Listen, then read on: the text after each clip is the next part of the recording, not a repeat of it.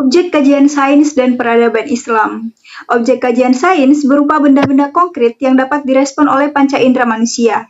Objek kajian sains umumnya terbatas pada fenomena atau proses dalam alam semesta yang dapat diuji secara ilmiah, seperti melalui observasi atau eksperimen. Sementara itu, masih banyak hal yang tidak dapat diuji secara ilmiah, misalnya keyakinan atau agama dan kekuatan supranatural, seperti mukjizat atau astrologi, sehingga tidak termasuk dalam ruang lingkup sains. Hasil atau produk sains bersifat objektif, artinya temuan tersebut tidak dipengaruhi oleh subjektivitas pelaku eksperimen atau atas hasil permintaan dari pihak lain yang sifatnya memihak. Masih dalam objek kajian sains dan peradaban Islam, objek penelitian dari sejarah dan peradaban Islam tidak lepas dari definisi sejarah dan peradaban itu sendiri.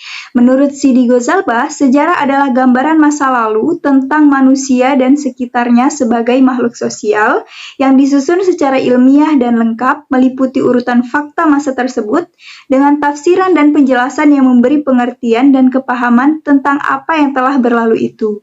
Adapun peradaban menurut ahli antropologi, yaitu Dehan, peradaban adalah seluruh kehidupan sosial, politik, ekonomi, dan ilmu teknik. Jadi semua bidang kehidupan untuk kegunaan praktis. Dengan demikian, pengertian sejarah peradaban Islam adalah keterangan mengenai pertumbuhan dan perkembangan peradaban Islam dari satu waktu ke waktu lain, sejak zaman lahirnya Islam sampai sekarang.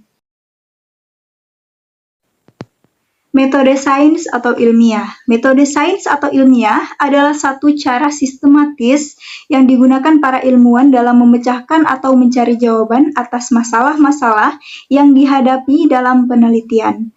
Penelitian sendiri merupakan usaha untuk menemukan, mengembangkan, dan menguji kebenaran suatu pengetahuan yang dilakukan dengan menggunakan metode ilmiah.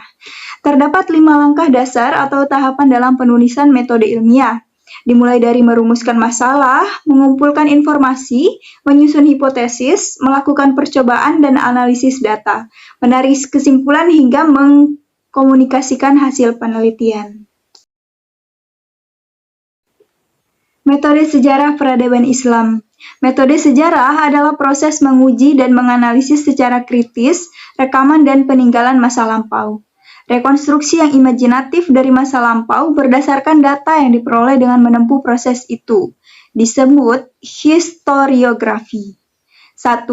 Metode peninggalan sejarah. Penggalian sejarah pada umumnya menggunakan metode lisan, observasi, dan dokumenter. Yang kedua ada metode penulisan sejarah. Adapun dalam penulisan sejarah, demikian pula sejarah peradaban Islam, metode yang dapat digunakan adalah metode deskriptif, komparatif, dan analisis sintesis. Ruang lingkup pembahasan sejarah sains dan peradaban Islam. Ruang lingkup pembahasan sejarah peradaban Islam mencakup realisasi dari berbagai gagasan dan ide ajaran Islam oleh umatnya. Mata kuliah ini membahas bagaimana umat Islam menata kehidupan politik, mengelola kehidupan ekonomi, mengembangkan iptek, serta kesenian dalam upaya mengejawantahkan ajaran Islam untuk meresponi berbagai persoalan yang dihadapi dalam kehidupan nyata.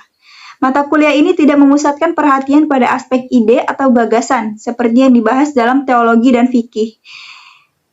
Ini hanya difokuskan pada realitas yang wujud sebagai manifestasi dari ide dan gagasan tersebut.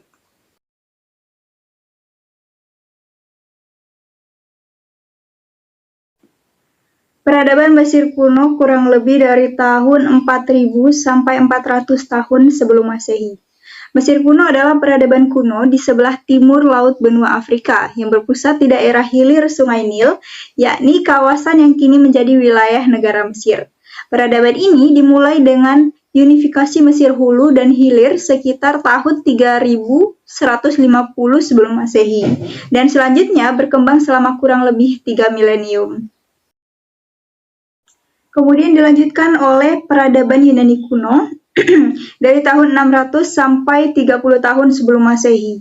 Peradaban Yunani merupakan salah satu pusat peradaban tertua di Eropa yang terletak di ujung tenggara di benua Eropa, di sekitar Laut Tengah, sehingga sangat strategis dalam pelayaran. Bangsa Yunani menurut ahli antropologi berasal dari bangsa Indo-Jerman. Kemudian diketahui bahwa nenek moyang bangsa Yunani adalah bangsa Ionia, Achaea, Helen, dan Ionia. Yang terakhir ada peradaban Romawi kuno, yaitu dimulai dari 30 tahun sebelum Masehi sampai 400 tahun Masehi. Peradaban Romawi merupakan sebuah peradaban yang berasal dari negara kota Roma yang didirikan di semenanjung Italia yang menjulur ke Laut Tengah.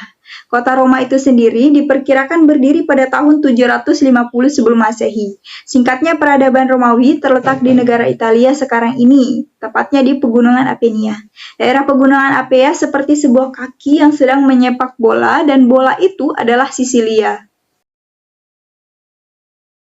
Khulafaur Rasyidin sendiri dimulai oleh masa Abu Bakar As-Siddiq, dan pencapaian pada masa Abu Bakar As-Siddiq yaitu yang pertama ada perbaikan sosial, kemudian yang kedua pengumpulan mushaf Al-Quran, dilanjutkan oleh perluasan wilayah, menumpas kelompok-kelompok yang memerangi Islam, dan dimulainya kodifikasi Al-Quran. Setelah masa Abu Bakar As-Siddiq dilanjutkan oleh masa Umar bin Khattab, dan pencapaiannya adalah yang pertama perluasan wilayah Islam, yang kedua menata sistem administrasi dan keuangan negara, yang biasa kita ketahui yaitu Baitul Mal. Yang ketiga ada pembangunan kota baru, kemudian yang terakhir atau yang keempat yaitu penetapan kalender Hijriyah atau kalender Islam. Kemudian dilanjutkan pencapaian pada masa Utsman bin Affan radhiyallahu anhu. Yang pertama ada pembukuan mushaf Al-Quran, yang kedua renovasi Masjid Nabawi, yang ketiga pembentukan angkatan laut, yang keempat membangun gedung pengadilan, yang kelima yaitu perluasan wilayah. Yang terakhir yaitu pencapaian pada masa Ali bin Abi Thalib radhiyallahu anhu. Yang pertama yaitu menumpas kaum pemberontak.